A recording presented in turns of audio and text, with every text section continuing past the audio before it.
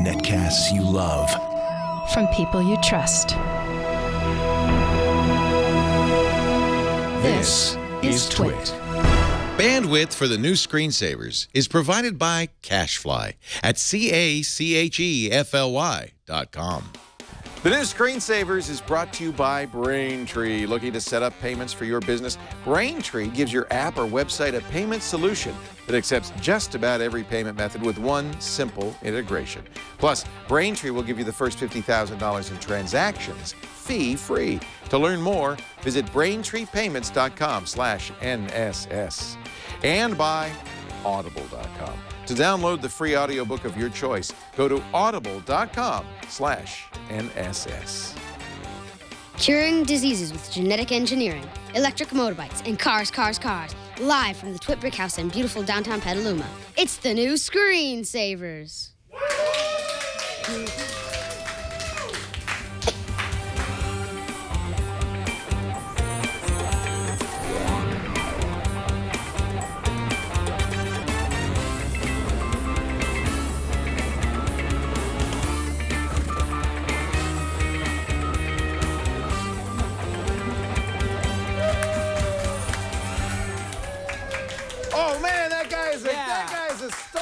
Thank you, Zach, from San Francisco, right, Zach? You are a star. He's the son of one of our producers. Yeah, Bondi. Zach Bondi. It sounds like he should be a ball player. Zach Bondi on second base there. Well, that's an amazing 1-2 combination. Hey, ladies and gentlemen, welcome to the new Screensavers, episode 36 for Saturday, January 16th, 2016. Leo Laporte here. You don't even look like Jason Calacanis. I lost a little bit of weight. You look phenomenal. You look great in your face. You lost a couple pounds. In my face, I look great. I can see it. You should see my ass. I didn't want to bring it up. Thank you.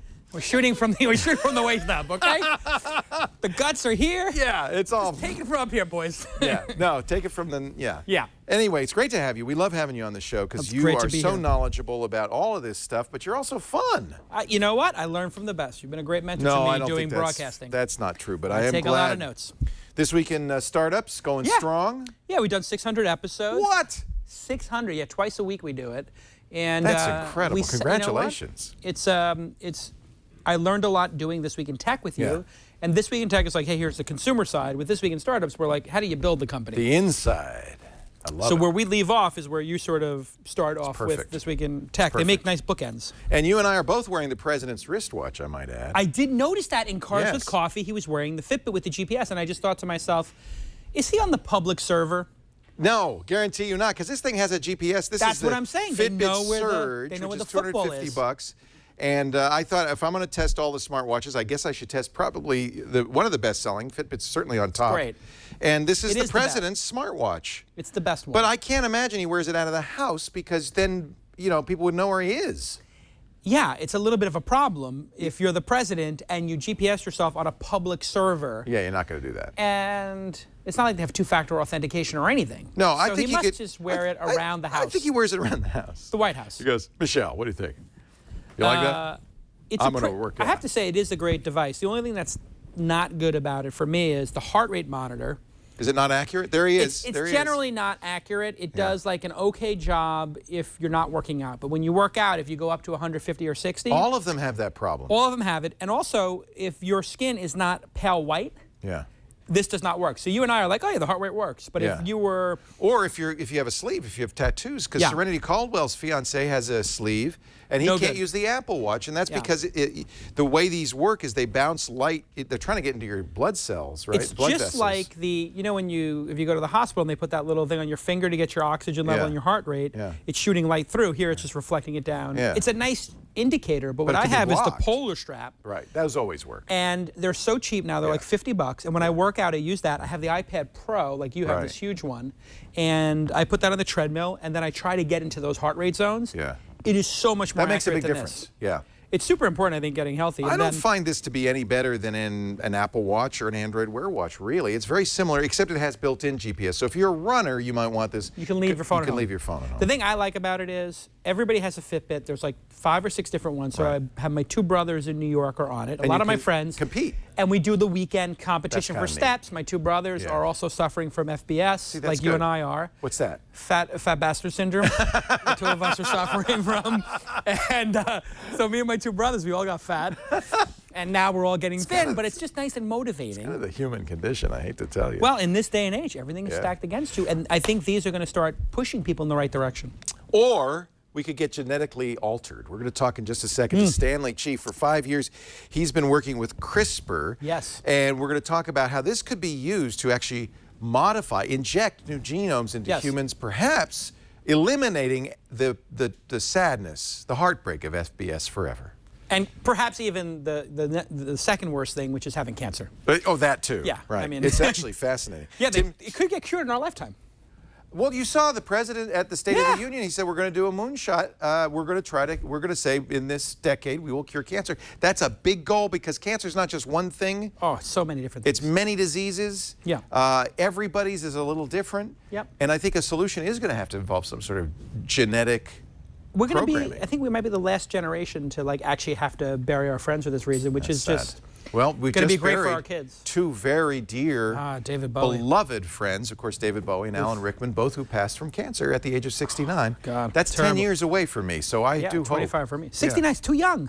It's too young. Too young. I'm starting to think 89 is too young. Yeah. Coming up, we're also going to talk to Tim Stevens. The International Detroit Auto Show is in town. If you're in Detroit, he was there. We'll get the latest on cars. I know you're into cars somewhat. A lot of stuff going on with cars. Yeah. We'll meet the inventor. Speaking of electric, because you have a Tesla, we got electric, I want to say motorcycle, no, but it's really a bicycle. It's a bicycle that has electric power, and you can pedal. And you can go 40 miles an hour. But you don't need a license plate or insurance or any of that stuff. And I'm going to buy one, I swear, before the end of the show. It's pretty awesome. And then we have a question for you, how you keep your kids from taking all the bandwidth, our call for help episodes coming up. But first, let's take a look at the week's news. There was a lot in the news, and I was just curious because our app cap this week on iOS today was a little application called Stolen. And you had not heard of Stolen. I had somebody brief me on it this week. It's gone. It's gone now. It's but gone. Stolen was basically an app where you could hijack each other's Twitter handles and then trade them like being, what do you call it? Like it's almost like fantasy football. I would get this too. You'd get a tweet saying, I just stole Jason Calacanis for $625,000. It's imaginary units, whatever they are, coins. And then somebody could steal it from you. You get a profit if they do. It's fantasy. Or maybe like those virtual stock markets, a fantasy trading kind of thing. For sure. And the problem was, I saw this coming up in my feed like crazy. Yeah, me too. I got 250,000 followers. You got hundreds of thousands of followers. And then you're like, oh my God, somebody's trying to steal my handle. I thought it was a phishing scam. Yeah. Or somebody offering me money for the @Jason handle, which happens pretty often. I'd see a lot of these, but I've quickly realized it was an app, and I thought fairly harmless. The complaint was that people, once you buy first of all, people found it offensive that you could buy and sell somebody. I didn't find that offensive. That's just people being like a little fantasy ridiculous. basketball, right? Yeah. But the other problem was that once you owned somebody, you could put comments in that profile, which would only be visible in the Stolen app. Right. And now those comments were harassing sometimes. Well, people are very sensitive today. There are a bunch of trolls who are harassing people pretty hard. And then we don't live in a giant liberal arts college like where there's somebody who can mediate our lives. We live on the open internet. So you have to figure out a way, these platforms, on how to deal with it. And it could take down Twitter, I think. It took down Stolen. They decided to pull the plug on it. They've gone out of business. I guess they'll do something else. To me, it strikes me as you already have exactly that problem on Twitter in public. Nobody has to get a separate app. I mean, people harass you, I know, and they certainly harass me all the time. Yeah. So I don't know how this is so much different from that. And Twitter has not solved this problem at all. Twitter this week is actually coming under a lot of fire from all different sides because they took a conservative journalist named... Nero, Milo Yiannopoulos. You defended him and got in a little bit of trouble, I think. I got in a little bit of trouble because I wasn't exactly defending every behavior and every tweet this person ever said, because I'm not a conservative. I'm sort of like an independent critical thinker. But this guy is like anti-feminist, He gay. had a bad habit of not harassing people, but of encouraging people to harass them. Yes, so he said to somebody... He was inciting people. Right. He said to people, like, you deserve to be harassed. Right. Which would, if we said it in the real world, like if we were having a political debate, it would be like, ha, ha, ha. But then online, if your feed gets flooded with people saying... I hope it was permission for people to go after these folks. And it's an anonymous platform. My problem is I don't understand give me your wrist. Yep. You just lost your verified status. What happened? What does that mean? In fact, it just made everybody follow Nero. It was the exact opposite.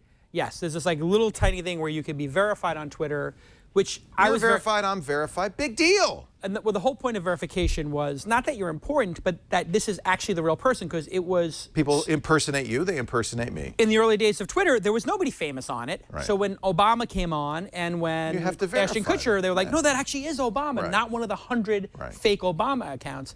But it's going to become, I think, the topic of our time, which is, you know, how do we deal with the fact that you have freedom of speech and a private platform and then policing it? Because if Twitter is going to start arbitrating and being the arbiter of when I insult you and you insult me, are we joking or not? So the same woman who was in the middle of this tweets all the time that, you know, I hate white people or white people are the worst.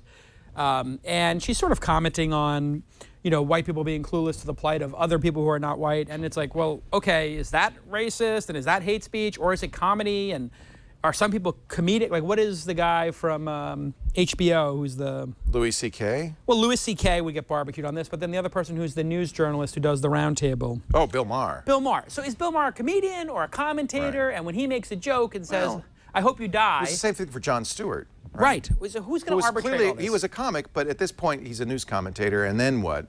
My biggest issue, frankly, is, and I think somebody nailed this, and I'm trying to find the article and I can't. Twitter is basically water cooler chatter. It's off the cuff, kind of spontaneous, unfiltered stuff, and that's its nature. And when I tweet and when you tweet, oftentimes it's the first thing that comes to mind. But then, because it's a permanent platform in public, it's treated as if you just wrote an essay, a 140-character essay, but an essay. And then it's parsed, it's analyzed, and it's treated as if it has much more significance than you might have originally intended. Which is why people are fleeing to Snapchat, where when you use Snapchat, it dies. In 24 hours, it's off your story, and you can say only my followers get to see it. Maybe I should do that. And I've started Snapchatting, and instead of having 250,000 people, I've got like 300 or 400 people watching my little videos.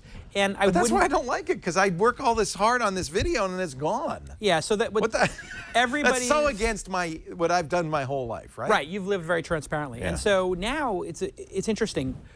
What defines a public person? You and I are journalists. We're public. We're out there. We're public right now. There's no way we can deny it. Right. And if somebody starts recording videos of themselves every day and commenting on technology, how different are they from us? And they're by then protected by the First Amendment as a public figure. For parody, for satire, for insults. You can't threaten them bodily, but you can do everything up to. If I want to say, I hate you, I hate your position, I hope you die. Right. This is a really obnoxious thing to say, but should the police be able to come? First Amendment protection. Yes, and so there's a whole group of people who have to get used to this being a public figure. And that's interesting. They don't. There's a disconnect between what they are and what they think they are, kind of, almost. Right, and everybody's a public person, so you and I got used to this. We've developed thicker skins. For sure. I mean, listen, I've had 2 or 3 people who I would put in the category of legitimate stalkers, right? Like, this is serious stuff, and I had to, like, you know, alert the police, whatever. Anybody who's a public figure has had this happen. But there's a whole other group of people who, if they just get insulted online, they feel like Twitter's got to come and There's also the situation, and to be fair, where somebody is a female on Twitter. Oh, horrible. Attacked in fear of their lives. They're not in the position of a movie star that they can afford 24/7 protection. They're just normal. Brianna Wu, people like that have had to move out of their homes. Yeah, that's the tragic. doxing and that's stuff like terrible. That. This is why I think you might see the end of the Twitter platform if they can't figure this out. And the only possible solution is really to go towards what Facebook did, which is on Facebook, real names. You use your real name or you're off the platform and everybody else reports you. Right.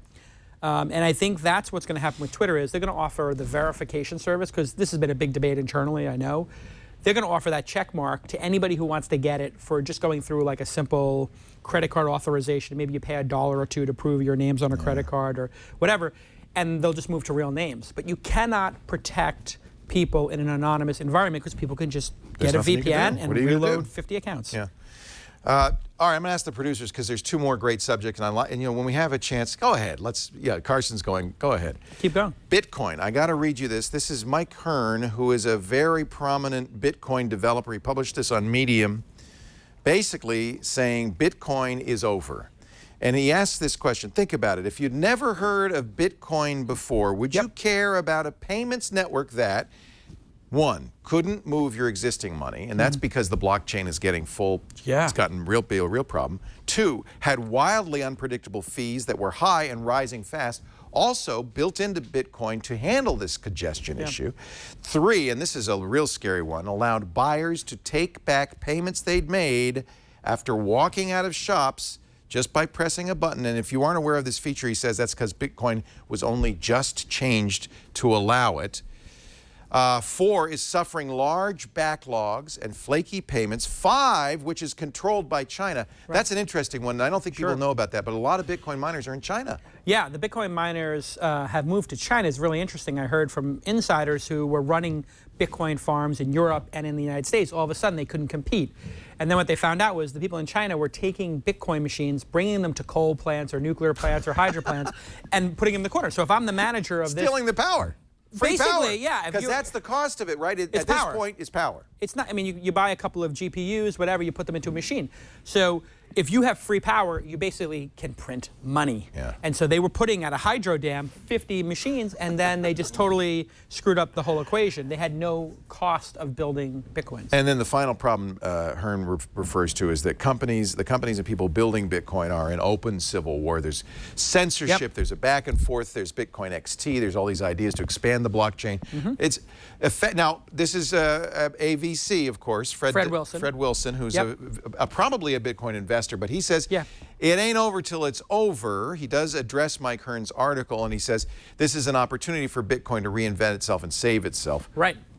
Bitcoin, what's your opinion? First of all, have you invested in Bitcoin? Do you own Never. Bitcoin? I mean, I wrote a story about it being the most dangerous, one of the most dangerous technology things I'd ever seen when it was under $1, and I should have bought a bunch, but you know, wasn't still 300, almost $300. Exactly, I would have been 300x off from its peak of 1,200. Right. So this has been fluctuating like crazy.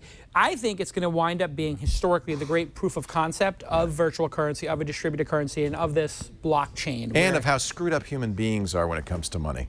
Yeah, that's the other proof. Yeah, I mean, people behave irrationally, but the only poorly. Here's the biggest problem with Bitcoin is the only use case that people have found so far, really two. One is to speculate on the price of Bitcoin, which really isn't a function of Bitcoin itself, and the other is to get currency out of states where maybe it's not a state-sponsored currency. Exactly. So if you're in China or you're in Brazil and you don't trust your local currency, you can try to convert it to that. Right. So I think it'll be kind of one of these technologies. First technology up the hill takes the arrows, and then the next one works. So we had Betamax and then VHS or Laserdisc, then DVD, whatever. Well, certainly we've learned a lot about the pitfalls of a cryptocurrency, and maybe we can fix that in the next iteration. Absolutely. That's I think the prediction everybody has. But there is a board of directors of this, and then people can fork the Bitcoins, which then starts to get really confusing because what if this 30% of people who own these Bitcoins don't agree with the forking and lawsuits, and then where does that occur? Well, and you're already seeing, because of Hearn's article, the price of Bitcoin falling.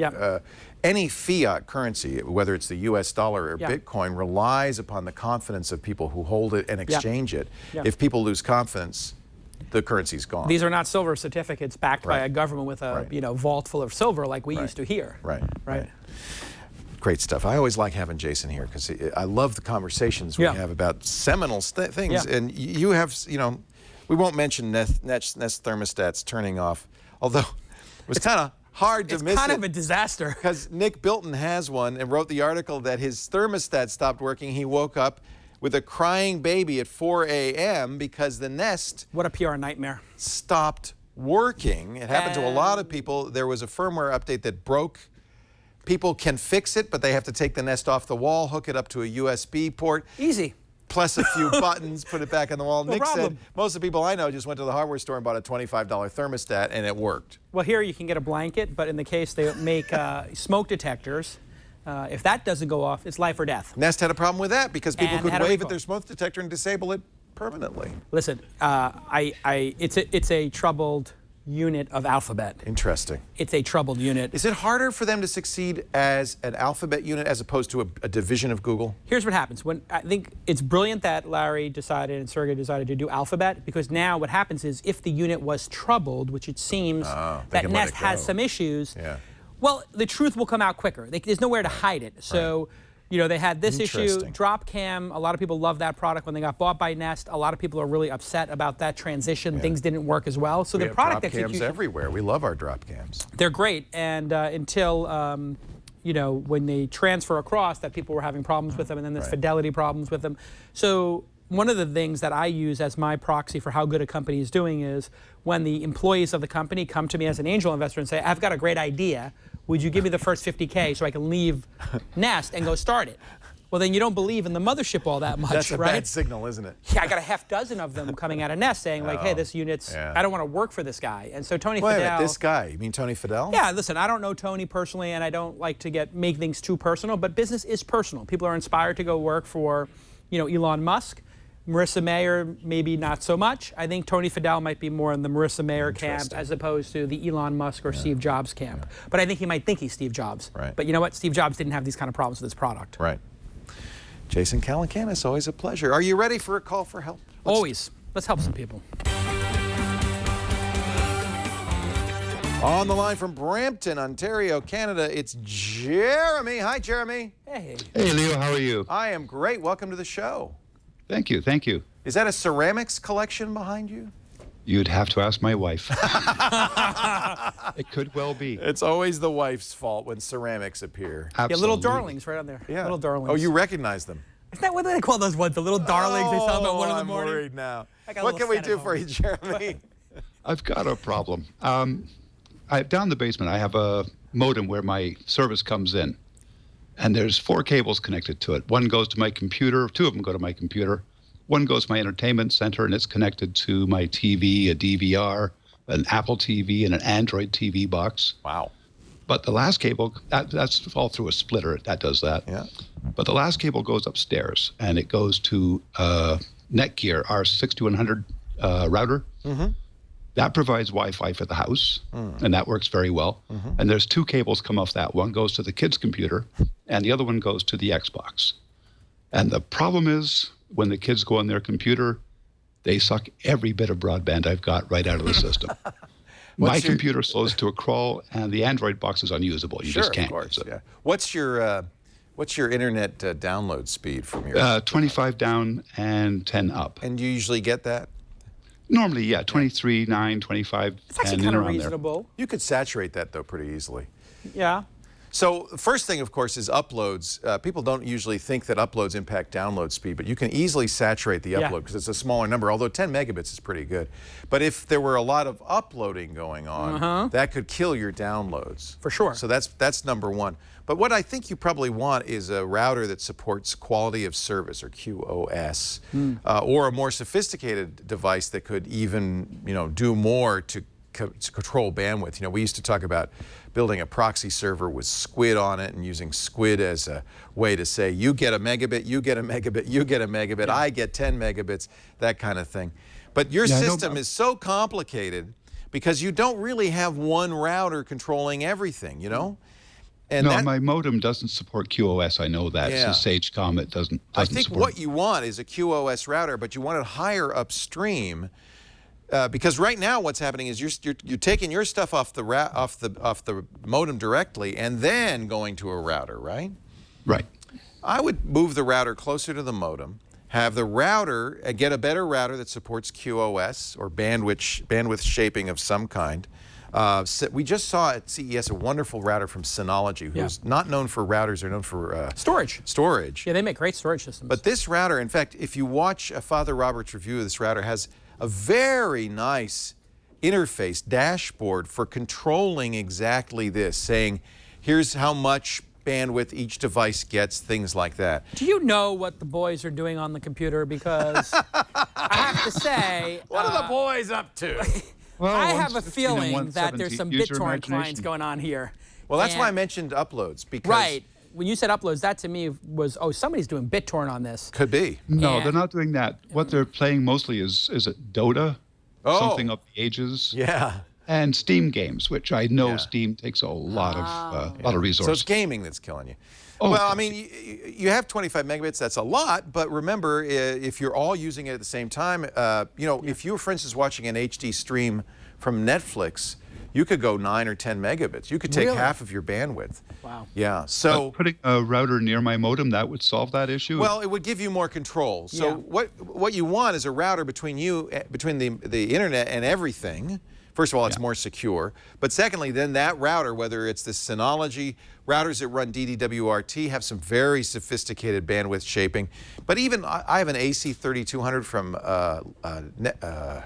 Asus that I love. It'll support DDWRT too. This Synology will do this. All of these will let you do bandwidth shaping and QoS and say, hey, prioritize my stuff. And then, if there's enough bandwidth, let the kids have some for their gaming. Yeah. Now you may get exactly what I wanted screams. to hear. You may get screams from upstairs. Absolutely. When the kids I don't go, care. Dad, you're killing me here. When they pay for it, I'll listen to them. It's quite pathetic that in the United States We have such bad, and Canada too. The U.S., Canada, and Australia all have crappy internet.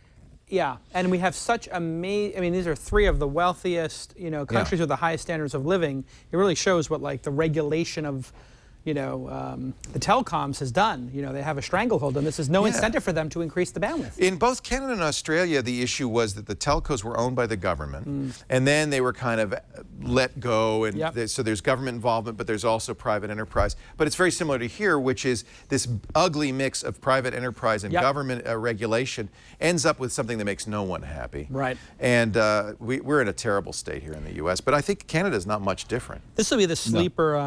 I think this will be the sleeper business. We talked about Alphabet earlier, and Larry Page and Sergey saying, hey, let's make this collection of companies. Google is one.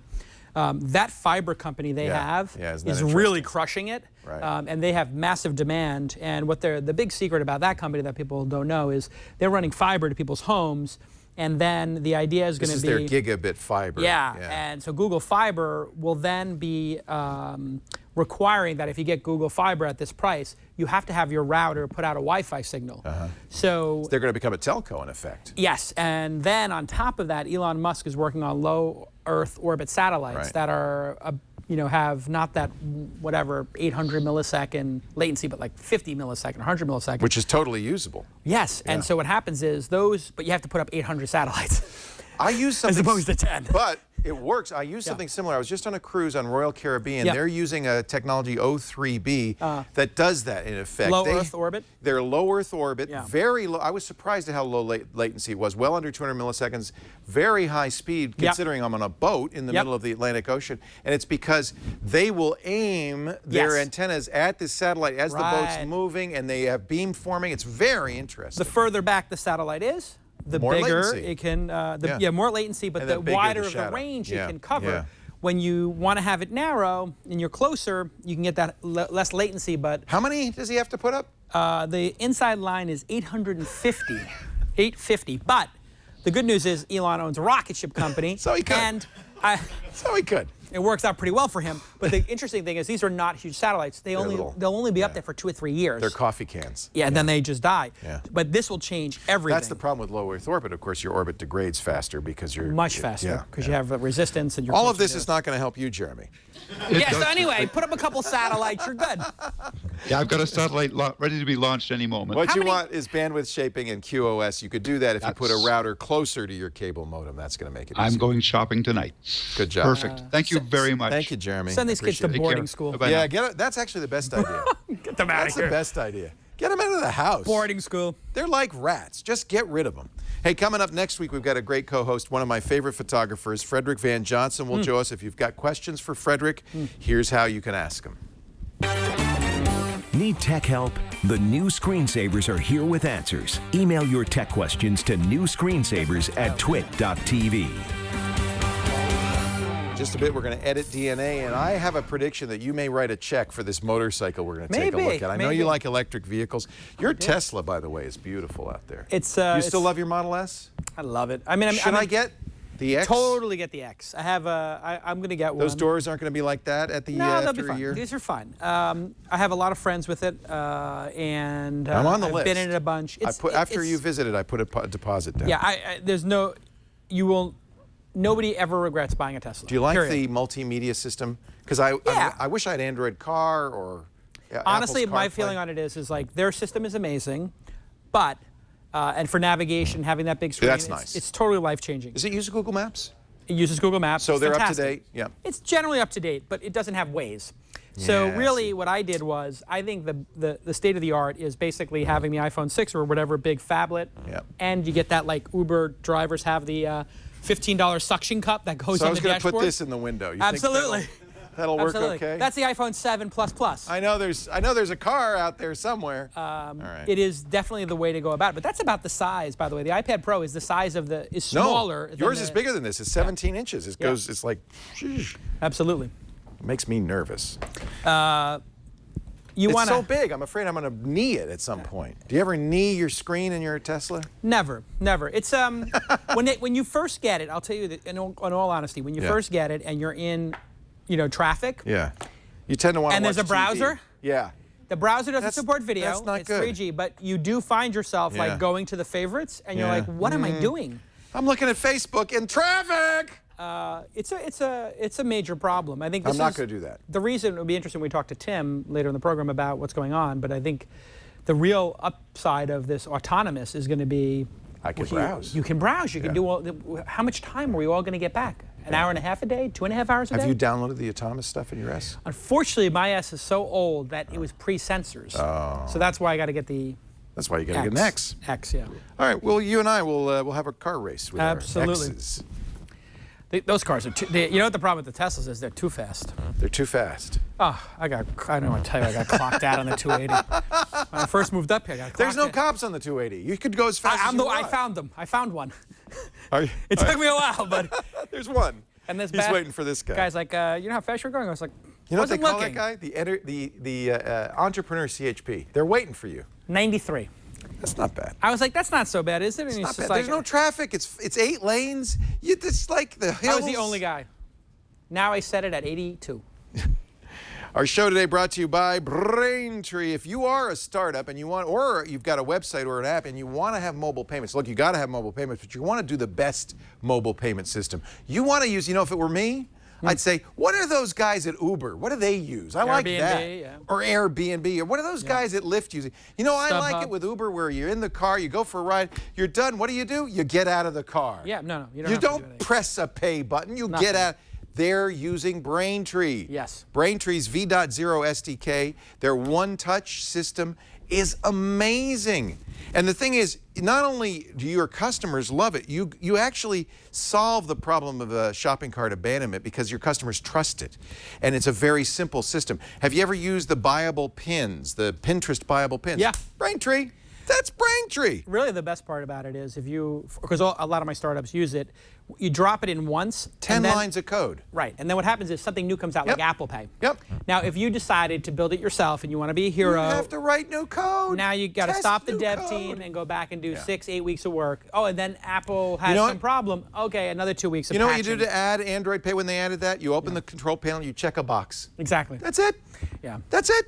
10 lines of code. In fact, if you're too busy to do it yourself, they'll do it for you. You actually can say, I don't want to do the integration. Would you do this for me? And they'll do it. Yeah, they're really good with startups. Love it. Fast payouts, continuous support, security, fraud protection, and they take every kind of payment. They take Bitcoin, but they also, they do. Apple Pay, Android Pay, PayPal, Venmo, credit cards. You might want to uncheck that Bitcoin box sometime soon. Maybe but that's how easy it is. It's very straightforward. They also give a lot for free to startups. They do. In fact, one of the treats is $50,000 in transactions fee-free. That's your kind of, if you get started, that's enough to get from 0 to 60. Like you're a startup, you want to make every dollar you count. Yeah. Fee-free transactions for the first 50,000. It's amazing. Love it. BraintreePayments.com/NSS. Frankly, I love our sponsors, and I know you're going to love the next one too, because I feel like the sponsors we have are actually making a difference for our viewers. They're the kinds of things that I'm real comfortable talking about because I know they're going to love it. I call them partners when they're in that level. That's what they are. They're because partners. if you use the product yourself, then reading the ad becomes effortless. So it's like Braintree. I had somebody wanted me to do e-cigarettes on the show. No, we said no to that. I thought about it too, right? I thought about it. I did too for about 15 seconds. You know what I did? I asked John, who's our moral compass. And he said, hell no. And I said, okay, not going to do it. Yeah. Not going to do it. What's the point? What's the point after all? Well, I mean, if you can choose, you choose the best ones, right? Like, Right, we can. You can. Yeah. When you're on top, you could choose. You could choose. You don't have to So go when you for see an advertiser on here, it's because we chose Fakaka that. advertisers. Only good, no Fakaka advertisers here. I don't want that. You know who I love? Tim Stevens. He writes about cars for CNET. He's really, I think people Former Engadget guy. Yeah. Well, yeah, you would know him from that, right? Sure, great guy. What people don't know is he's a real car aficionado. He actually does ice racing. What? He's ice racing? Ice racing on frozen lakes. He does ice racing. He loves his cars. Anyway, we sent him, well, actually, CNET sent him to the Detroit Auto Show, but we got the story right here. Tim? I'm Tim Stevens, editor-in-chief of CNET's new Roadshow, which we just launched here on the show floor, the North American International Auto Show in Detroit. We've seen a lot of great announcements and brand new cars this week. One of the cars that we were looking forward to its debut this week is the Mercedes E-Class. This, for Mercedes, is a bit of a mid-range car, lower than the S-Class, higher than the A or the C-Class, so a bit of striking down the middle. But despite that, Mercedes decided to use that as a platform to debut a lot of new technology. Probably the piece getting most talked about is the autonomous functionality in the car, although I should say it's semi-autonomous. This car, up to 80 miles an hour on the highway, will drive itself. Look at cars ahead of it, it'll slow down, it'll even read speed limit signs and adapt its speed accordingly. You can change lanes as well just by touching the turn signal indicator, much like the Tesla. But Mercedes wants to remind everybody that this is a semi-autonomous car. The driver has to be paying attention. If you go for too long without your hands on the wheel, the car is going to start beeping at you and tell you to put your hands back on the wheel and to stay paying attention. The unexpected news of the show was how much we all like the new Chrysler Pacifica. It's a brand new minivan that people here on the show floor are talking about because it looks really good. Minivans aren't supposed to be something that you're coveting, but ultimately everyone here is talking about how great that minivan looks. It's got a lot of great technology too. It is the first hybrid minivan ever and also a plug-in hybrid minivan, so you can drive up to 30 miles on a charge without burning any gas at all. It should be plenty to do the kid run in the morning. It's also got a vacuum built in, much like Honda's had in the past. And it's got a kind of a cool GPS feature in the back seat for kids. It's a little app called Are We There Yet? And it kind of virtualizes your route, represents it in a kind of a cute Sesame Street sort of way. So your kids will always know exactly whether you're there, that hopefully cutting off a couple of questions before they're asked. So we're launching Roadshow, this new property to focus on the intersection of technology and the automotive world. And one of the things we wanted to do is recognize those technologies that have really had the biggest impact on the industry this year. So we picked 5 different categories and gave out our inaugural Shift Awards. Again, these technologies, those developments, and the individuals who've had the biggest impact on the industry. We talked about powertrain, we talked about safety functionality. But one of the things we mainly were excited about was the Shift Car of the Year, our most exciting, most innovative car. And that went to Volvo. It's the new XC90 SUV. It's a car that we've all fallen in love with. Brand new design language from Volvo, clean Scandinavian design. It is a big car, but it's got a lot of great technology. There's a plug-in hybrid version if you're into that, or you can just get a turbo and supercharged motor if you want for more power. A lot of great technology. It's got Apple CarPlay built in. And of course, being a Volvo, it's loaded with safety functionality. Just a great car overall, and that was the winner of our inaugural Roadshow Shift Awards. It's hard to know exactly who's disrupting the industry because there are so many things being disrupted right now, and the manufacturers are working really hard to keep up on that. So especially when you're talking about an automotive industry that has a 5-year window to build a car, if you want to build a new car today, it's not going to hit the market until 2020 if you're lucky. But one of the biggest things that manufacturers are trying to deal with is this influx of people who want to use their smartphones in their car and do it in a safe way. So Android Auto and CarPlay are really shaking up the industry in a big way because basically if you can plug in your phone and if your phone takes over the dashboard, then that's one less thing that manufacturers can use to personalize your experience.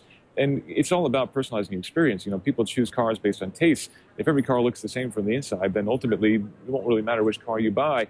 So manufacturers are adding that to their cars because they know people want Android Auto. They know that people want CarPlay. But they're doing it a little bit begrudgingly. So we're curious to see how that shakes out in the future.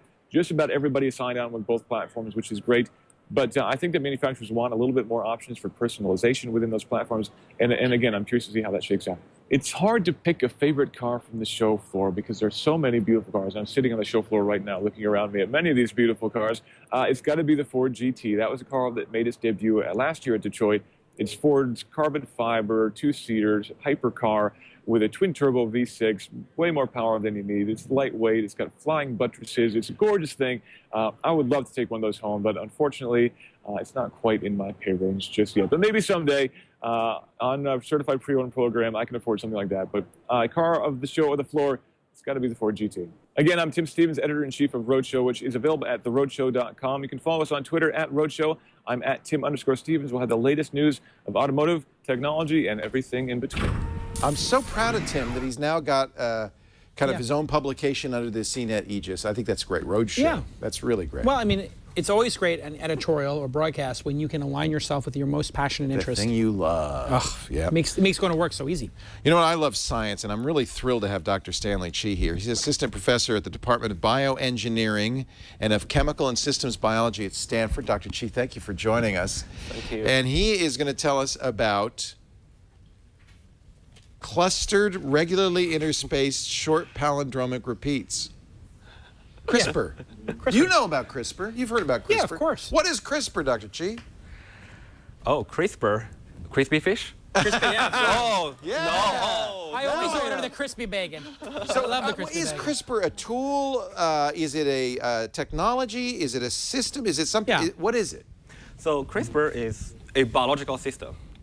And So it exists before we knew about it. it exists, yeah, before we knew, and we knew it for a long time already, 30 years. Oh, okay. But we haven't realized how to use that and what is that for a long time, until very recently. Yeah. That we start using that for as a technology for genome engineering.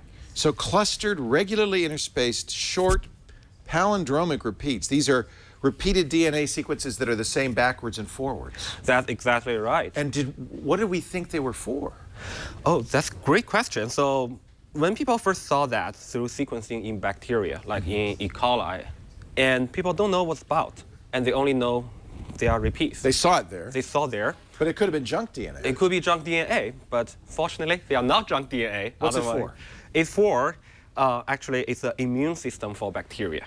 You know, we, as humans, we have immune system. Sure. Help us fighting virus, fighting cancers. But what about bacteria? Think about the single cell, simple organism. They how to fight virus, how to fight bacteriophages, because they live in a wild environment. And that's what this CRISPR for. It's actually a very interesting story how they find their function, because a group of scientists from Danisco a long time, I mean not a long time, like 9 years ago. That's a long time in that's a long biotech, time, yeah. They did experiments in yogurt bacteria. You know, they faced a problem that yogurt bacteria constantly got contaminated by bacteriophages. As a result, it cost them a lot of money to... Their yogurt went bad. Yeah, yogurt went bad, dangerous, you gotta right? throw it away, Yeah, then they engineered CRISPR, hypothesizing that CRISPR can help bacteria fight these phages. So it's And like teaching these bacteria how to fight infection better. Exactly, that's that. Then they succeeded. It's like, wow, this blows Are they my mind. modifying the CRISPR genes? Yeah, they modify the CRISPR genes, the sequence sitting between the repeats, and then they change that to the exact same sequence as a phage. So, oh, that's interesting. Yeah. So they actually borrow sequences from the enemy. Right. That's how the CRISPR works, because CRISPR identifies their enemy by perfectly matching the enemy sequence. That's how they know. How does it relate to DNA then? How Because people are splicing DNA to change things a bit. How does the CRISPR relate to DNA then? That's fascinating story, because after that, CRISPR is complicated. But then in 2012, Dr. Jennifer Doudna and other collaborators from UC Berkeley find actually you can use a single protein and a single RNA and design the RNA to match the gene that you want to modify. And then you can cut the DNA. If you think this, CRISPR, I would say Cas9 in this case, because it's only a... Cas9. That's Cas9, that's myself, but if you say Cas9 is the first a component from CRISPR that people find useful, because it's just so simple. It cuts DNA like a pair of scissors. Then you can modify the sequence at the cutting site. And so people are making hybrid creatures or hybrid plants. This is something that Monsanto does, right, on a pretty regular basis. There's genetically modifying food. Is this like that? You're splicing genes like that? It's kind of similar, but different. With a different goal, but too, with different goals, yes, different goals, and also with very high precision. Because when you talk about modifying genes, our genome or plant genome is huge. Right. Are you talking about you want to precisely change this gene while not affecting any other genes in the genome? Yeah. If you cannot promise that, then you basically run huge risks. Because you could create. Who knows? all sorts of weird things. Weird things. Yeah, exactly. But is it easier to modify the CRISPR sequences? It's fairly easy. Okay. I can tell you that high school students come to my lab just during summer, work for a week. No kidding. Become expert on that. So tell us some of the applications. Applications? So I would say that we started CRISPR from a slightly different angle because we started dCas9.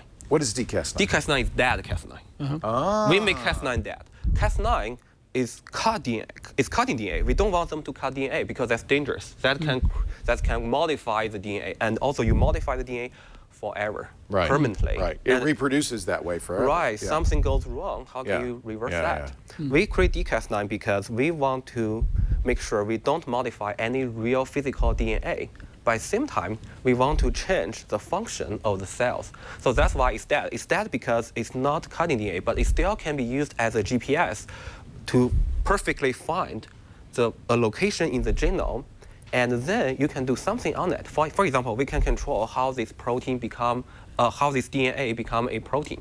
So you don't actually modify the DNA. You find the DNA that is beneficial, right? And you encourage it to become a protein. To become a protein, more protein or less protein. How that connected? And have a better effect. How better effect? In fighting disease primarily? Exactly. For example, I can give you one example because it's still ongoing research project. We are working really hard on that, like no sleep. And what do you hope to accomplish? For example, 5-10 years from now, really what will you have accomplished? Cure disease, cure some disease. Really? Which ones are on the short list? Let's see. Which ones should I get? FBS on there? FBS on there? Fat bastard syndrome? Yeah. We got that one. Tell us what you're working on. One disease we would really like to work on, like you mentioned, cancers, right? Yeah. Cancer is fairly complicated. 30, 40 years of research on cancer, called oncology research, tells us it's really hard to define cancer as a single gene disease. It's not only a gene that's causing cancer, it could be multiple genes interplay with each other. Got changed. And some genes become more, some genes become less. They become abnormally expressed. Right. And we would like to use our technology to simultaneously modify the expression, correct their expression back. So when a cancer occurs, you could conceivably use this gene therapy to actually cure the cancer. That's one hope. That's the one hope. And now, would you have to do it personalized? In other words, would everybody at Stanford like be working on Steve Jobs' cancer, which would actually have been worth it probably, like to try to keep him around for a little bit longer? It is pretty personalized. It's very personalized, right? It's pretty personalized. And another reason stemming from the complex biology behind cancer, because everyone's cancer might be slightly different. Cancer is really is describing an outcome more than the disease itself. It's to say what the cell growth is out of control, but what's causing that is there's many possible reasons. There's many possible, but no matter what kind of cause, cancer means the function of the cells become wrong. Right. And we want to use this tech CRISPR to correct their function without changing the sequence. We don't want to create like. So you can point them in the right direction and encourage them to go that way. Exactly. Amazing. Would it be able to reverse cancer? Like once cancer occurs, it could cure it. Yeah. I'm optimistic, right? Wow. That's why I'm doing research. You've also talked about curing diabetes. Type 1 diabetes. Type 1 or type 2. Let's say type 1. Like type 1 means type 1 means childhood diabetes. Yeah, the patients lose the gene to express insulin, or maybe the gene got silenced, not working. Type 2 means like the patients develop their own resistance to insulin. Right.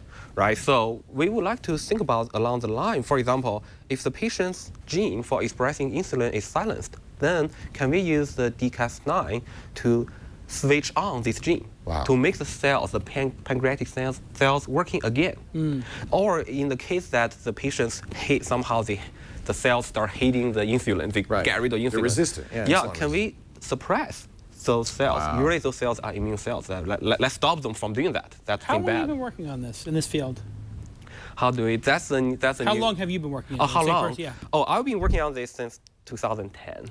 So how much, in terms of the progress in the last 6 years, where did you think we would be? How much, are we further along than you thought, or exactly where you thought we would be? In 2010, where did you think we'd be? Further along, or where we are, or? I think the field moves faster than everyone has imagined. That's what I want to hear. See, this is the good news. When when I speak to a lot of people in your field, yeah. Synthetic biology, a lot of different fields, they actually don't believe they've gotten as far as they have, which to me means whatever they're predicting, they might be under-predicting, and it could actually impact people over 40, over 50. They might actually catch the tail end. Might not be too late for us. We might not. For you, it's not, but for me, it might not be too late. It feels like. Can you hurry up? In fact, we'll let you go, Stanley. You got stuff to work. Oh, thank you. I got back to keep working on the research. It's Dr. Stanley Cheese, assistant professor Sleep is optional. In the Department of Bioengineering and of Chemical and Systems Biology at Stanford, doing fascinating work. Where can we learn more? Is there a website for DCAS9? Yeah, we have a lot of information on our website, lab website, and also we publish papers, and also That's great. I hope just can personal chat. I'm very open to that. That's great. Email. I'm so glad you came by. Yeah. And, is there a publication that you read? Like, is there like a what do you CNET read of for this? Yeah. Like, if we wanted to like start reading about it and get more, like, is there like a newspaper about this, or a magazine, or a website, a blog? There are quite some reports. Which one? The FBS Times, really big. Times, yeah, amazing. fantastic. For example, there is a new article about the non-editing based genome engineering technology on the Atlantic, so you can possibly the Atlantic. Yeah, Atlantic, yeah. The Atlantic. Fascinating stuff. Great. I'm so excited about Keep this. working. Thank you. Keep up the good work. If next time you come back, you can just cure me. Absolutely. I hope I will bring a real therapeutic here. Yeah, right here. Just get a little. Will it be a shot? We'll have to get in a machine. Hopefully it's a pill. A pill? Hopefully. Easy right? peasy. Right? Like, how to imagine? How to imagine? Love it. We're going to look at something. I have a prediction that you might write a check for this, this Bolt electric motorbike. Brian, actually, who is a motorcycle enthusiast, got to ride it. He said it was awesome. And I'll get on it. You want to try it? All Sure. right. First, Chris Marquardt's here. Try before you buy. With a little bit of timing for the best photographs. Take a look. Okay. Hey, it's Chris Marquardt again with yet another photo tip. Find out more about me, discover thetopfloor.com. You know, I tend to split the day into 3 parts as a photographer. There's the morning sun, we call that the golden hour. There's the harsh noon sun, which is kind of tough to shoot in if you don't really know what you're doing. And then there's the evening sun that we call the other golden hour in the day. And those 2 times that are at the edge of the day, those are the times where you really want to shoot, where you really want to go out. The sun is low in the sky. You get this beautiful warm light. It comes in really low, so you have very long shadows and beautiful textures and things. Give that a try next time you're out and shooting. That was it for today. This is exciting. I thought Jason would really enjoy this. Joining us right now, Dr. Nathan Javtis. He's the founder and chief scientist. And Josh Rasmussen, he's the CEO and co-founder of Bolt Electric Motorbike. And this is 001? This one right here is serial number 001, the first off production line. Beautiful. So this is not a motorcycle. No, it's actually an electric bicycle. But it has the fun and thrill of a motorcycle, but without the responsibility that comes with a 400-pound machine. Well, how much does it weigh? It's about 100. You're going to break it, Jason. It's about 140 pounds, not too bad. Okay. Yeah. And it is not a motorcycle because it has pedals that you can actually pedal. Yep. That means you don't have to get a license to drive this. No license, no registration, and no insurance needed on this. You just have to be 16 and wear a helmet. Okay. Jason, would you like a helmet? No. Oh, my God, he's gone. We've lost him. All right, last I'll take it.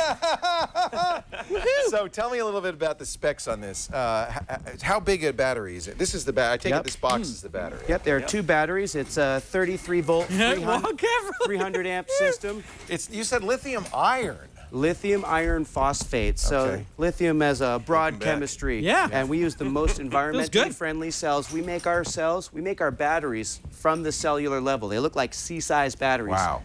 Just like Tesla does, right? They have like, you're basically piggybacking off all that battery technology that went into mobile phones. Except ours are 100% serviceable, 100% recyclable. We can find a single bad cell, and we can replace that. The individual cell. Absolutely. Okay, now this is classified as an electric bicycle.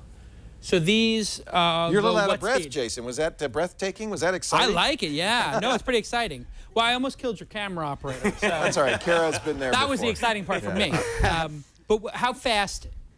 This can go very fast, but you have to regulate it. You have to say, hey, stop at this speed in order to now put a license plate on. What's that speed? We limit the California. power and speed ratio to 1,000 watts and 20 horsepower to keep it on for on-road use. Here's Brian Burnett. He's going to see What would the speed be? what kind of torque we're getting. There we go. That's pretty nice. By the way, they're dead silent. Did you? And the other thing is you can ride them in the studio because there's no emissions. Right. It's amazing. Yeah. There's no whine. There's no sound at all. This thing is quiet. What's the top speed? We have the top speed for off-road use. You can use sport mode, which gets up to 40 miles per hour. Wow. And if I'm riding down the street here in Petaluma, 20, 25? 20. 20. So 20 miles per hour, and then when the cop pulls you over, you take it out of sport mode 40, real quick. But then the cop says that you take it out of sport mode. Say, You're like, hey, I couldn't possibly be officer. Can't possibly, Cop officer. pulls you over. First thing he says is, "Hey, are you Jason Calacanis?" Exactly. And then he says, then you "Hey, where are you?" No, wait. And make sure you have the right to remain silent. Josh, show us the interface on this. Yeah. It's very cool. It's a push-button start. Yeah, so it's a really cool system. So notice that there's no keyholes here. One of the things that we wanted to create when we started developing this bike was a keyless system. So to start it, the bike greets you. And then from there, you know, we have an application that you can use to start your bike through your phone, or you can have your own user programmable password. That can be as complex as press, throttle, press, or because we're doing this demo all the time, right, we make it so it's press, and the bike comes to life. Right. By the way, this is something your bicycle doesn't have, is a USB port. I love that. What's that for? Yeah. Well, it's for Jason to go ahead and be able to also, if you while driving. You could also put your phone in here. Obviously, my iPhone 6 doesn't fit, but a regular one would. Yeah. And you could then check your tweets. Yeah. How long? What's the range on this thing? 25 to 35 miles on a single charge. Okay. And that costs you about 21 cents to refill. And then to charge it back up, what do you do, 5-10 miles per hour? We charge it at about 5 miles an hour. Got it. Do you need to 220 or do you need like a 110? It'll work on 220, but 110, it doesn't get you any quicker. It's kind of like a laptop charger. It's a little brick. One end you plug into the wall. That's great. The other end you plug into the bike. But watch this. Take out the battery, because you can get to the battery. Oh yeah, this is real cool. Yeah. So just take a step off to the side. Okay. Yeah. You want me to put it back up on the? Yeah, nice and easy. Jason never got any lessons on this. Yeah. Yeah. And that's pretty something easy, you said. Is it even this is easier to learn than a Segway? Even somebody who's easier to learn than a Segway. I think it's even easier to learn than a bicycle, because on a bicycle, there's a time where you're moving 0 miles per hour and you have no feet on the ground. Yeah, that's right. Because you have to start pedaling. And these, you can have both feet on the ground, twist the throttle, and you're off. That's something that scares me on electric motorcycles, is the amount of torque an electric engine generates. You can actually pop a wheelie without even trying. Yeah. You don't have that problem with this stuff. We don't have that problem. We have that capability, though. It's not a problem. It's not a problem. It's an opportunity. Yeah, it's an opportunity. Yeah, it's an opportunity to burn rubber. What do you think it's going to cost? Because that's one of the things. There was the electric motorcycles. They were 20 grand, 30 grand, 40 grand. Whoa! Really expensive. Yeah. Did you do that on purpose? Yeah. Did you do that on purpose, Brian? No, But what do you think this will be for the 35-mile range one? That's Nathan. That's pretty tight. Yeah. Okay, so you have disc brakes on the back. Disc brakes in the front. In the front. And we have a drum brake in the back, but what's cool, just like your Tesla and just like Prius, we have regenerative braking. Sure. So every time you slow down, you're putting energy back into the batteries. Right. We were going to open up the battery case. And these are designed for city living, and not everybody in San Francisco has a garage. Right. So the idea is that you can take your batteries inside, park your bike outside, and it's just this easy. Watch this. One disconnect. Watch this. Oops, sorry. Watch this. So And now there goes the batteries. bat.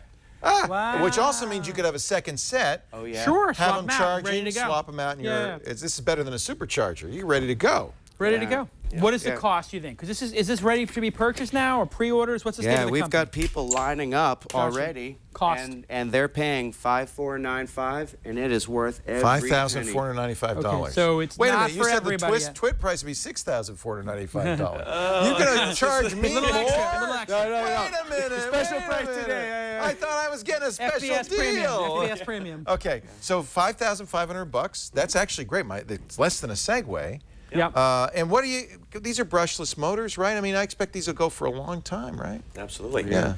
These are brushless DC motors. In fact, our motorbikes have the same maintenance levels needs as like a standard bicycle. Right. You just got to keep your chain lubed and tensioned, and that's about it. Right. That brushless DC motor only has one moving part. Does that seem like a good price to you, $5,500, Jason? Well, listen, it's I looked at expensive the for Faraday bicycles. Yeah. And Faraday bicycles are... They're about that price. They're a little more, maybe. They're, yeah, in that range. Yeah. I think 3,000, 4,000, but they don't look like a motorcycle. They look like a regular bicycle, Right. and they're I electric. almost bought an electric bicycle. They're beautiful, but they're more like 12-mile-per-hour devices, I think. Not really 20, I don't think. And you don't ever have to pedal They will this. hit At 20, Faraday, you're going to be pedaling some of You have to pedal a little bit. This you don't have to ever pedal. It's interesting. Both bikes have the same feature profile, which is 20 miles per hour, but one feels like a motorcycle and one feels like a bicycle. And that's the idea, that we wanted to make the motorcycle feel and thrill, but the ease and approachability of a bicycle. I like it. I think actually it's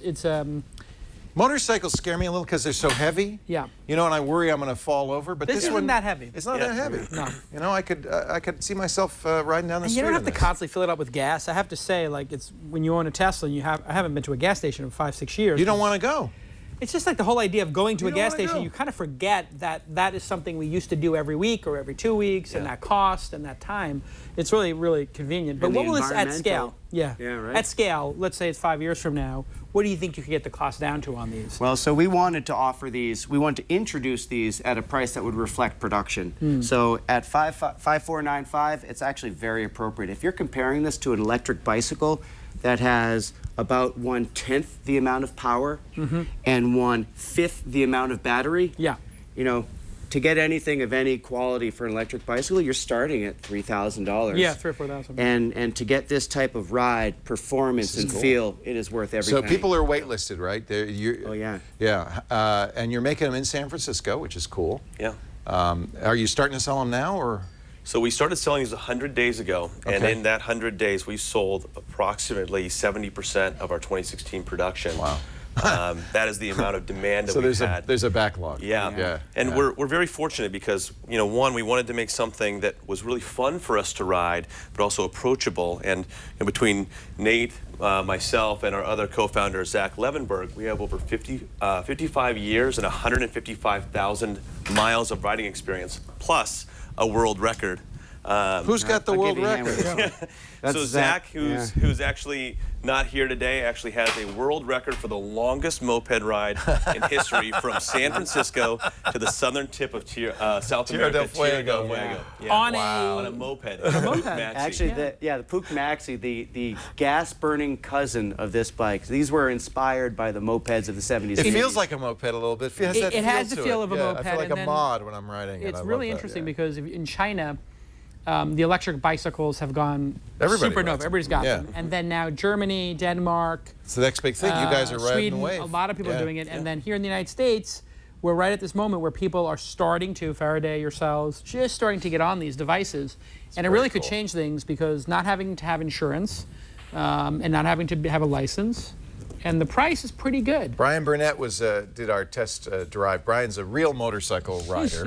What'd you but you've ridden the big motorcycles as well, right? The electric motorcycles. Yeah, no, when I first sat on it, it felt exactly like a bicycle, and I thought it might be top heavy because of the batteries, but I mean, the whole thing weighs like 140 pounds, so it was just like riding a bicycle when you're turning and stuff. It was fun. You liked it? Yeah, I loved it. Can we get one for the studio? I'm thinking. If I can get that special twit price down a little bit. Yeah, for sure. So, Josh, what's the website? So our website is boltmotorbikes.com. All right. There you can do pre-orders or you can even buy one outright. We're really excited to keep bringing these to the market, especially a premium quality American-made product. I love Yeah, it. I was You gonna say, make them in making San them here, Francisco. yeah. Isn't that cool? Yeah. And what's a day without driving? Is that my day tomorrow? Day Without Driving actually was as a nonprofit that I started. Oh, neat. It was inspired by an inconvenient truth. And the idea was we want to try to get people out of their cars One for day a week. one you day started a year. that? A year? Oh, that's great. Yeah, and You know about it? Yeah, of course. yeah, so it's you know, it's a grassroots movement. We're just love trying it. to raise awareness of our carbon footprint, and we start with cars, getting them out of their cars for one day. Here's a weird question. Can I take that in the bike lanes, the official bike lanes? Because you take a Faraday in the bike lanes, but if you drove that in the bike lanes, I literally had a bicyclist in San Francisco. They're quite aggressive. I was picking up my pregnant wife from the donut store, and he kicked my Tesla, which almost resulted in an altercation. Because I'm from Brooklyn, and you don't kick other people's cars. You don't do that. Yeah. And, but Well, I was double parked, but there was an excuse. Oh, okay. But there's an excuse. There's no story. I was, technically speaking, I was in the bike lane. But bicyclists are not pretty forgiving of motorcyclists. Yeah. In the bike lane. They won't even know it's not a motorcycle. you So pedal. can you go on the bike lane or no? You actually can. So these are electric bicycles, so you can go everywhere an electric bicycle can, which is just about everywhere a bicycle can. The name of the game is being responsible and being respectful.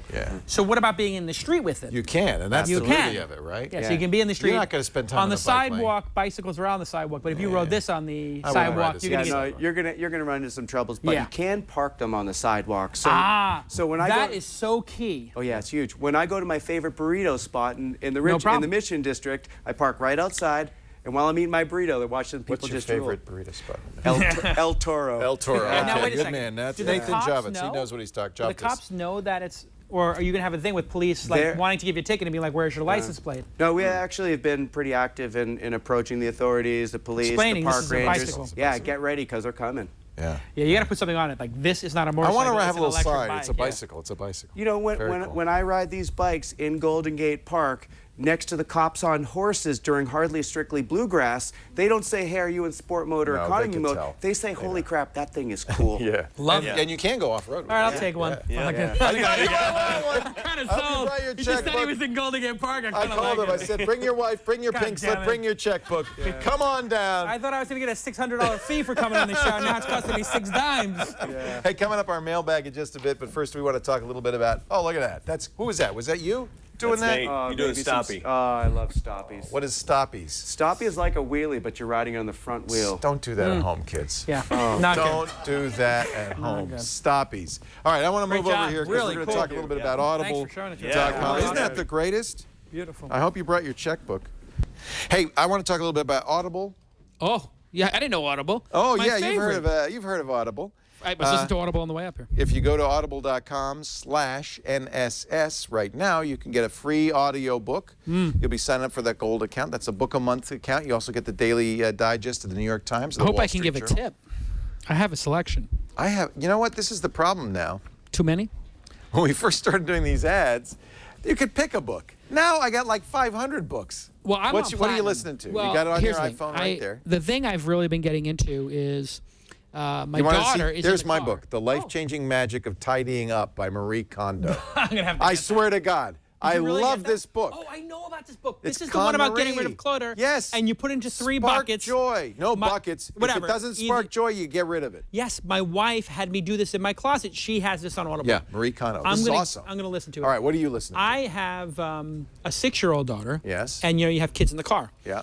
And this is, like... Yeah, you drove up with her. Yes. And there is an audio series called Ivy and Bean. I love it.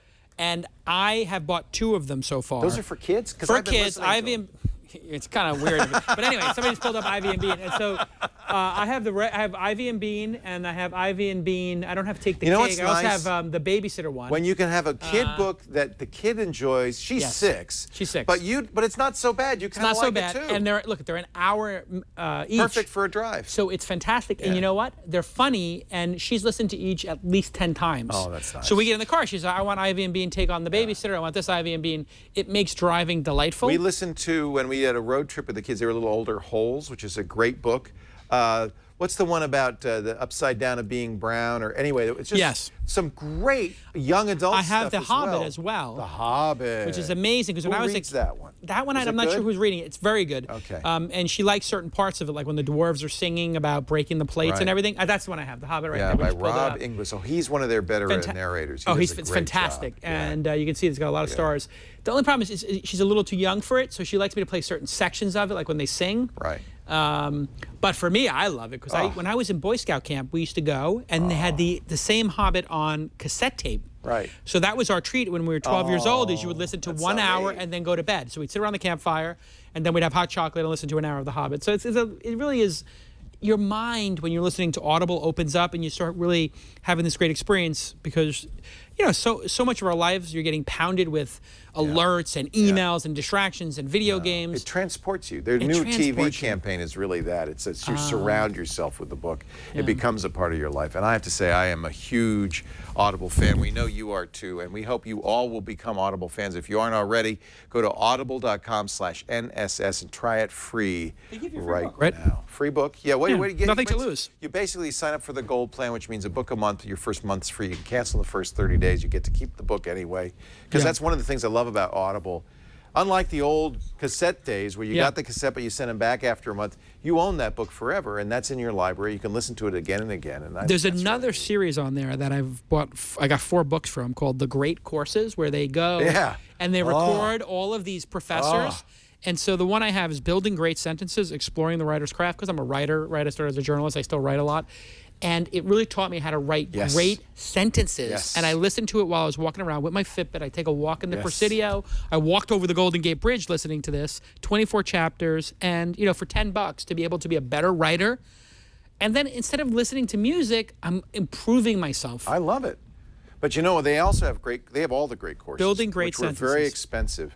They have the great courses. If you haven't listened to the one on listening and enjoying classical music, it is amazing. I'm listening to a great course. These are all college professors, college courses. The great courses. I'm listening to one that's the Middle Ages, and I just love it. So these are great lecturers. And you can loan your books now, too. These are normally so expensive. I'm 30, really 40 thrilled. bucks. Yeah. Now you get them for $10. Yeah. Or free if you go to audible.com/NSS. NSS, yeah, get the free book. This is the challenge. You can share them too now. You got to pick one. How do you do that? I haven't done it yet, but I just got the email from them the last couple of months where you can like gift it to some other Audible user, but then it comes out of your library, so I could give you the great courses. You could give it to me. Got to do that. What happens inevitably is after you go to audible.com/NSS and get the free one, you're a member. You're going to do it, and then you're going to say, you know what, I'm going to get the platinum, which is $200 a year for 20, I think, or something like that. And I've done it for 5 years in a row. They have a lot of different. I have 100 books. I know people who are multiple platinum subscribers. Like, because they can't. But I don't listen to that many books. 1 or 2 a month is. The way I look at it is, if you buy $200 worth of books, you get to keep them. And then if you listen to 3 or 4 of them, it's worth it for me. And you can listen to them in the nursing home. That's my plan. Absolutely. Yeah. I'm right behind you. No. You got a way to go. Split your genome. We'll keep you there for 20 years. Mailbag's coming up. Hurry up, Stanley. Have you got that fixed yet? But first, here's Scott Jung, our MedTech guy, with an app that tracks all your health and fitness information in one spot. Hi, I'm Scott Jung, senior editor at medgadget.com. I'm also on Twitter at Scott Jung if you'd like to follow me. Today I have an app called Argus that will turn your smartphone into the ultimate health and fitness device. And the best part is it won't cost you a single penny. Now, there are plenty of apps out there that do a great job at things like food logging and run tracking, but Argus does a nice job at incorporating all these metrics into a single app. It lays out your daily activity as a timeline consisting of a well-designed array of honeycombs. The day of the week automatically appears, as well as the weather at your current location, and additional honeycombs fill your timeline as you log various activities. Sleep tracking as well as step tracking is accomplished using your smartphone's built-in motion tracker placed on you or on your mattress. And the activities that you can log include a variety of workouts and exercises, food and drink, or just your overall mood. Now, my favorite feature is a heart rate monitor that uses your smartphone's camera and flash to track subtle changes in the color of your skin as your heart pumps. And while it's not quite as accurate as what you'd find in the doctor's office, it came surprisingly close to what our fitness trackers measured. Plus, I think it's a lot more fun. And as I mentioned earlier, Argus is free, and it's available for both iOS and Android. And to try it out, head to azumio.com, or you can also click the link in the show notes. And for more life-saving gadgets, be sure to check out medgadget.com. Thank you, Scott Jung. Here we go. You want to tell the world? Jason Calacanis just told me something out of the blue, and I'm so thrilled for you. Yes, we're expecting identical twin girls on March 30th. Your 6-year-old was here. She's so adorable. It's amazing, yeah. And now, in just a couple of months, you're going to go from a family of 3 to a family of 5. Right. No more Tesla Model S. It's time for the Model X. Congratulations. It's pretty exciting. Yeah, it's going to be me and 4 ladies at home. Wow. Are you glad you moved to San Francisco? I love it, yes. It's in the water. I love the city, and I have to say I fall in love with Northern California. You're up here in Petaluma, and I've been coming up here. That's why I'm here. This is I'm probably thinking about not moving the, up here. It's yeah. probably not the best place to do what we do. We'd be better if we were closer to the city or New York or LA, but I love living here. I don't want to go anywhere else. It's such an amazing quality Move of up life. here. I've been thinking, I'm looking at we've been looking at schools and everything. We've been thinking about Mill Valley or some of those areas. Great school up in Santa Rosa, Sonoma Academy. I'm on the board. I can help you. Oh, there you go. Great school. Hey, we got the mailbag. Okay, bring it in. Congratulations. That's there you go. Snail mail. Yikes. Whoa. Hey, you know what? The mailbag's become unbalanced. You know what? Our kids are not going to know exactly what that is. They're like, what is that thing? I think we broke the mailbag. That's it. Yeah, Here we go. Oh, you just took it off too. All right, here we go. They gave me this because I called yesterday. I had 2 sick people at home. By the way, you can now go up to 4 sick people at home and still not get sick. There you go. Congratulations. Disinfect everything. Disinfect this. I used a lot of these. I love yesterday. those. I have those on Amazon Subscribe. I hosed everything down. I love those. And then I got the Clorox OCD. bleach and I washed everything. Little flu going around. Yeah, have you got the flu yet? No. Here's an email for you. Okay. I have an email. You want to start? Go ahead. Yeah, I've recently switched from an Apple iPhone 5S to an Android Nexus 6. Jumped camp. I understand that Android is not as secure a device as Apple because it is an open source platform. Oh, golly. What are some things as a new Android user should be aware of or be on the lookout for as far as security? Love, Andrew. I added the love. So first of all, and I see this a lot. It's open source, so it's not as secure. Yeah. I would say it's quite the opposite. Of That course. when stuff is open source, you can audit software, you can verify that it's secure, you can see if there's a back door put in the software. When it's closed source, like Apple's software, you don't know. You have to trust the company a lot more. And in fact, Apple had all those celebrities had their photos because iCloud was so poorly constructed that they didn't even know people were doing brute force attacks. And Jennifer Lawrence and a bunch of other celebrities had, a bunch of stuff off of their, inappropriate photos or whatever, personal photos, I should say, not inappropriate, but nude photos taken off their phones until now they have, I think, 2-factor now in iCloud. They've changed things around. They've changed it around, Apple. There is It's this a kind misnomer. It's a misnomer. Having said that, there are also security issues with Android, well-known security issues. You did the right thing by getting a Nexus phone because those are the ones made by Google, and Google guarantees updates. In fact, Google has instituted, like Microsoft, a monthly patch cycle. Yes. So you're, I think, now much safer than you used to be, but all mobile devices are potentially risky. And Samsung and the other people, HTC, they all have to do the monthly now, too, to get Android? They agreed to do that. Gotcha. Because that was the one thing that, oh my God, everybody had a different flavor. And when you look at the iPhone ecosystem, when a new iOS, everybody gets it. Everybody got it. And it would be like, oh yeah, 24 hours later, 50% of people had it. You don't have to wait for the carrier to push it and all that. So that's done. Very important. If you're using a late model, modern Android phone, this one's a year old, but if you're using one in the last couple of years, I think you're fine. But you can load any app. So the App Store is not as stringent on Android. Google Play will let anybody post an app in real time without review. There's some checking, and one of the things that Google does do now is they scan the apps for known flaws as you install them. You could make the case that Apple is a little bit more stringent and more careful about the contents of their store, and so for that reason you might be safer. They do kick things out, but so Google has kicked things out after the fact as well. I think it may also be a little bit of a mistake to believe that Apple is inherently safer because of that. No. Just my suggestion is to only get apps from the Google Play Store and try to stick to apps that are well known. Don't get apps that are made in Russia or China. There's a lot of knockoff apps. So if you do a search for a popular app, like if you search for Instagram on the iOS App Store, you're only going to see like one Instagram, maybe one knockoff or something. When you search for these, Subway Surfers or one of these games that's popular, be careful, you're going to see 30 or 40 different knockoffs. So there's really just like the open web, anybody can create any knockoff of any app, and some of those might be phishing or other The good scams. news is mobile platforms, mobile operating systems were created more recently, after Windows and Macintosh, and they were created in an environment where we knew there were security issues. And so fundamentally, all mobile platforms are much more secure than desktop platforms. So I haven't seen any massive issues either on Android or iOS, and I don't anticipate that. You don't need antivirus software. You don't need any additional software. The stuff that comes with Android, if you're using a late model phone and you're keeping it up to date, is fine. You really need to, the thing I find is, I was with somebody in Cabo recently and they lost their phone, and I was like, oh, well, just no big deal. And they're like, I didn't have a passcode on it. And I was like, are you effing insane. Yeah. You don't have a passcode in 2015. Right. Are you crazy? Right. And then he was like, yeah, and I got things on my photo and I got my email. I was like, do you have two-factor authentication on or your email saved? So like you really want to use a really strong passcode and you want to have two-factor authentication for your Gmail account, which is really the basis of all these things, which means if you log in, it asks for the password and then it asks for the SMS to log in. I think that's the key, is that two-factor authentication. So. Yeah, and Apple does encrypt all iPhones automatically, so nobody can get into your data. Privacy's better, yeah.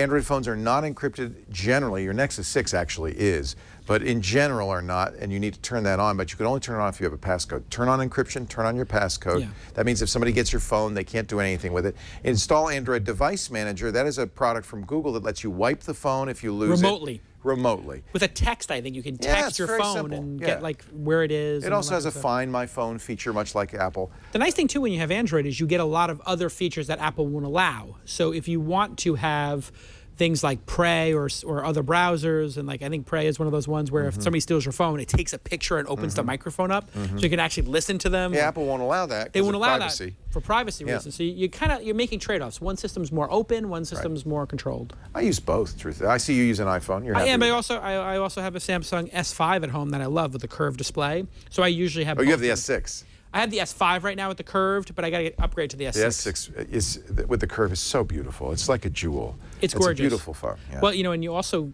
now with the Samsung that I love is they have the Gear VR. Yeah. So that's what I have. I put it in the Gear VR and I can look around. I did on my recent vacation. I took a lot of 3D movies. You could wander around the boat. I thought you said you went on vacation and then you spent your time in VR.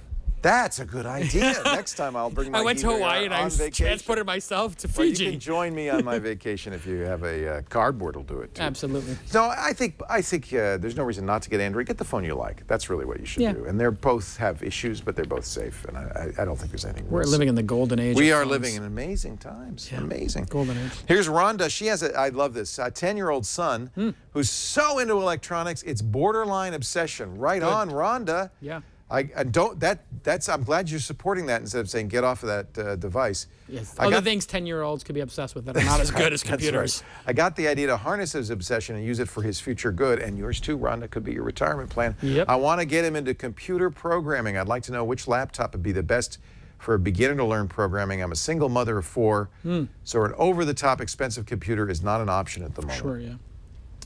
All right. First of all, I think any computer is going to be fine for programming, including even a $200 Chromebook, because you'll do online programming, right? Yeah, and he's 10 years old, so he's going to want a new one every couple of years. Yeah. The Chromebooks are super cheap. Here's what I just did for a 13-year-old. Okay. Actually, I did it for me. Yeah. I bought a Raspberry Pi. Those are like $40. $35. I actually bought a $100 kit that includes a breadboard, a GPIO. It's got some extra resistors, a case. This is a full computer. It's running Linux. It's got a gigabyte of memory. What's brilliant about that, though, is don't all those come with like a bunch of kits online and projects, so you can actually mod it. So he's into engineering. This is the best. Teach him to be a maker. Exactly. Don't give him something that's done. Give him something he can put some energy into. Right. RaspberryPi.org is the canonical site. I even bought that display. So great. For under $200, I got a full computer. It comes with Linux, Raspberry Pi, Debian. But you can do whatever you want with it. It's a kit. You learn. If he's really that into electronics, don't give him something that somebody else already finished. It's not an iMac kid. No. Give this kid a Raspberry Pi and let him figure it out. $35. Yeah, That's it's amazing. A great start point. Yeah. By the way, I got mine from Adafruit, adafruit.com. Raspberry Pi sells them. You can even get them on Amazon. It's an open standard, right? The Raspberry Pi standard, so there's multiple vendors of these. Yeah, and well, I think Raspberry Pi is made by one company. Oh, made by one company, yeah. But it's so open that there are lots of people doing stuff for it. You can get peripherals and everything. Absolutely. And the basic one comes with Wi-Fi and an Ethernet port, a USB port. What HDMI, you can hook it up to a TV comes with HDMI. set. Yeah, you can hook it up to, you don't need to buy a monitor. Hook it up to your TV set. It's crazy. Amazing. $35. $35. For a computer. Love it. They have these computers on sticks now, USB sticks. Yes. This is, as you said, golden age. Golden age. And as an investor, I know you do a lot of angel investment. You've got to think this is an amazingly fertile time for young people, not 10 necessarily, but for young people to start their own businesses, to invent. It couldn't Absolutely. be better. Well, I mean, if you think about the prospect of going to college, listen, I think going to college is still a good thing, but if you just look at the economic cost of college, you could put somebody $100,000 or $200,000 in debt, and they might not come out of it with skilled. Now you have a 10-year-old who's learning engineering, and you're investing $100 or $200, and they could wind up having the idea that could become the next Google, Microsoft, or Tesla. It's very exciting. I mean, that is really exciting. Yeah. And this mom's doing it exactly right. Like, she's thinking about it, which I love. Yeah. And you don't have to spend a lot of money. You don't. No. Yeah. No. The Lego Mindstorms would also be good. Those are more pricey, and you can tie those to Arduino and do some. But I'd get him a Raspberry Pi and just Perfect. say, Well, you're starting him down the road, I don't know how this too. works. Because would you tell me, Tommy? And then there's drones. Like, I mean, if he starts down this road, he can start programming drones. All the 3DR drones are programmable. The ones from 3D Robotics. Just make sure that you call Jason first when you're looking for funding. A little angel funding for sure. Well, that's really the great thing. I mean, when you think about starting companies now, it's tens of thousands of dollars. It's very inexpensive. So the same Arduino effect has come to startups. Well, I look at companies like one of our sponsors, DigitalOcean, for $5. You spin up an instance. You've got a website. You've got anything you want running on that thing for $5 a month. They started that company for like 50 grand, and out of Techstars, I believe, was the incubator they were out of. Yeah, a very young company. Now they've grown so fast, they're number 2 only to Amazon. What they found was this crazy opportunity because SSD drives were new at the time, and if you went to cloud services from other people, AWS, whoever, Azure, they weren't based on SSDs. Like that was like something. Takes them a while to provision. Yeah, they got to redo redo it. Something. Yeah, it's a big battleship. They got to change everything. Right. So these guys just said, okay, we're just going to start with SSD drives, and they're faster, and they made them $5, and people went crazy. You provision it in a minute. It's I push a unbelievable. button, and it's provisioned. That was the first 3 to 6 months of a startup was getting your servers up. Yeah. You literally had to have a sysadmin, buy the hardware, unbox it, rack it, find a co-location facility, get your IP addresses assigned. I remember talking to Kevin Rose when he was setting up Dig, and he was so excited because he had bought his first server to put in his colo. Right. And now he had to configure it. It's like, now. It was 20 steps. Yeah. And now 3 you push months. a button. Yeah. Jason, it's always great to see you. What do you give us? You plug anything you want. What do you want to plug? Well, I am having the Launch Festival, which is my 8th year. It's going to be March 2nd, 3rd, and 4th. That's and a great event. It's really amazing. We have, and thank you for saying that, it's the 8th year. Companies like Mint, Dropbox, Fitbit, Swipe have all launched at the Launch Festival. And here's the great thing. I'm an angel investor, so I'm in a unique position that I don't need to make any money from the conference. What that means is I give the first 10,000 tickets away for free. Nice. We've given away 8,000 of them. There's 2,000 left. So if you want to come, you're my guest. There's 4 stages, and 15,000 founders will be coming. I have great sponsors, but you can do everything from meet the people who are the angel investors, to learn the techniques to scaling, meet angel investors, and just see new companies launch, right? And that's really the heart of it. There'll be 250 companies in what we call the demo pit, and the other conferences charge $10,000 for those tables. Because we just break even on the event, sometimes I lose a little bit of money, we give all 250 startups their table for free. Wow. And I'm so proud of that. 10,000 people come for free, 250 startups come for 3 days, get a free table and demo their product. And I have a team that picks them based on merit. So they really look at them, and we've given away, I think, 180 of the 240 free tables. So there's still time to go to launchfestival.com and apply for a demo pit and to get a free ticket, but they're going to run out in January. Hurry. Yeah, hurry. It's just great. This is why we live in amazing times. This is something to celebrate. This is in San Francisco. You do this. It's in San Francisco at Fort Mason. If you just think about, how much both of us have benefited from this industry, and I just thought to myself a couple of years ago, I've done so well angel investing. What do I want the second half of my career to be like? Thank you. Just trying to how magnanimous and helpful can I be? Yeah. Because I'm a kid from Brooklyn, right, who just came into this industry randomly.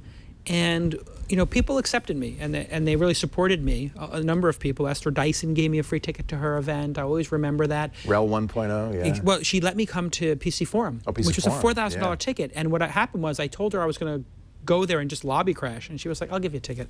And then Tim O'Reilly, who was up here in Sebastopol. Love Tim, love Esther. I would go down to eTech conference, and I would lobby crash. I couldn't afford the $700 ticket.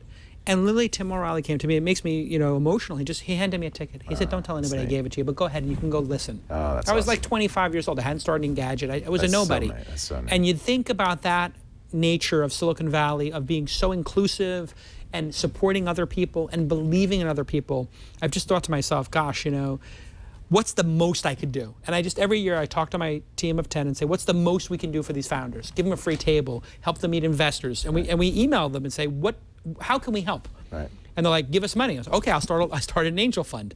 You know, okay, can I come to the conference for free? Sure, why not? Who cares? I don't need to make money. You're paying it forward. Thank you, Jason. Radical, because you think about it, the innovation we're seeing out of the technology industry is really solving the problems that, you know, governments are not going to solve in our lifetime. Whether it's global warming, you know, it's going to be solved by Elon Musk and Tesla. And, you know, communication, it's going to be solved by Facebook or Twitter or people understanding each other from other cultures. Facebook and Twitter have done so much more to make the world smaller and allow people to communicate with each other than any government or the UN has ever, right? Right. And that's really special. That's why I think San Francisco is becoming the, you know, sort of the center of the world. It literally is becoming the center of the world. All the great innovations and change for the rest of our lifetime will come out of the Bay Area. You know, we particularly here, and whenever you cover tech news, you focus on the negatives, but we just take it for granted that we're changing the world for the better. Right. There are problems, of course, but the main point is what a difference this is making and how the world is changing. Yeah, I mean, listen, it's heady stuff, and you have to really think through it. So you'll see a company like, you know, as innovative as Airbnb. People, oh my God, you know, somebody got their house ruined. Well, you know what? Hotel rooms are being trashed every night. So anytime something new happens, Craigslist came out and gave people free classifieds, and then people started saying, oh my God, this is the Craigslist killer. Right. As if Craigslist, you know, put a gun in somebody's hand and commanded them to murder somebody. You know, the technology industry needs to be cognizant of exactly how impactful they are. Right. They need to think these things through, and sometimes it's young people who are learning for the first time like Zuck did. But, you know, I am so positive on it after being in it for now my third decade. You can see the benefit. You really can. We can all see the benefit. It's amazing. It's incredible. It's amazing. And then, you know, the polarization of wealth is something people are concerned about. You know, we were going to talk about this Paul Graham article that raised a lot of issues. A lot of people got very unhappy. Paul Graham said, sometimes I feel like an elephant eavesdropping on a hunter's convention. Yeah. Because as a wealthy person, somebody who's made money in the tech industry, people target me and say there's something wrong with wealth inequality. But he pointed out, and I think he pointed out quite rightly, that the kind of wealth that is created by Silicon Valley is not comparable to the kind of wealth that's, let's say, created on Wall Street, where that money really comes... Arbitrage. It's arbitrage, comes on the back of other people. Nothing new is created. When people in Silicon Valley create something of value, they're creating something new. They're actually inputting value into the system. The problem is, or the challenge I think for all of us to try to understand is, okay, when you create something that then sweeps the globe, it can generate so much wealth. You know, a $500 billion company can be created that somebody owns 20% of, like Zuckerberg. But then you have Zuckerberg come out and say, you know what? I'm literally going to give away 95 or whatever you get, 45 of my $47 billion. And then he still got criticized. What I know a lot of billionaires, and inevitably what happens when they make all this money, they buy 3 or 4 really fancy things, a plane, a boat. And then the rest of the time? And then they're like, you know what? I'm done. It's a headache to own the second or third plane. And they just give all their money away out of a tremendous sense of guilt. So capitalism may have actually come up with this great second act, which is great wealth makes people feel so humble that they give all their money away. And look at what Bill Gates is doing.